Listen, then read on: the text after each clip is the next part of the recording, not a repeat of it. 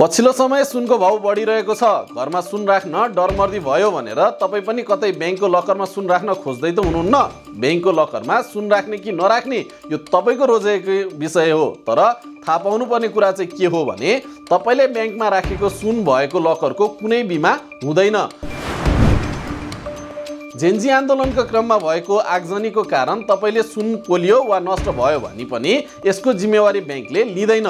हो, धेरैलाई थाहा नहुन सक्छ, बैंकमा तपाईले राख्नु भएको सुनको कुनै बिमा नै हुँदैन। यसपालि जेन्जी आन्दोलनको क्रममा पनि धेरै ग्राहक यस्तै मर्कामा परेका छन्। भदौ 24 मा काठमाडौँको 32 पुस्तली स्थित हिमालयन बैंकको शाखामा भएको प्रदर्शनको क्रममा आगजनी र लुटपाट हुँदा बैंकमा ठूलो क्षति पुगेको छ। यस क्रममा बैंकको लकरमा पनि असर परेको छ। शाखामा करिब 250 वटा लकर थिए, जसमध्ये करिब 10% मा मात्र क्षति पुगेको बैंकले जनाएको छ। शाखा प्रबन्धक तुलसी कार्कीका अनुसार लकरमा आगलागीले प्रत्यक्ष असर नगरे पनि काठको बाहिरी तापक्रमका कारण केही गहना पग्लिएको र आकार बिग्रिएको छ। बैंकले स्पष्ट पार्दै भनेको छ कि लकरमा रहेको सामग्रीको बिमा हुँदैन र क्षतिको सम्पूर्ण जिम्मेवारी ग्राहकमै हुन्छ। यसैले लकरमा गहना बिग्रिएका ग्राहकलाई बैंकले क्षतिपूर्ति दिन सक्दैन।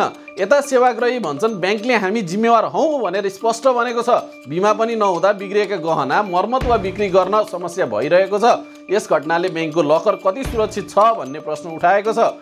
बैंकरहरूको सुझाव छ कि लकर सुविधा लिनु अघि ग्राहकले सुरक्षा र बैंकको जिम्मेवारी बारे पूर्ण जानकारी लिनु आवश्यक छ।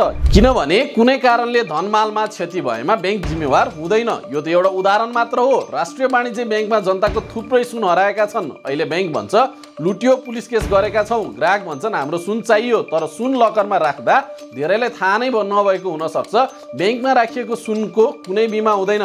तपाई पनि बैंकमा सुन राख्दै हुनुहुन्छ भने पहिला यो जरुर बुझ्नुहोस् कि यस्तो घटना घटेर तपाईको सुन पग्लियो वा हरायो भने बैंक त्यसमा जिम्मेवार हुँदैन।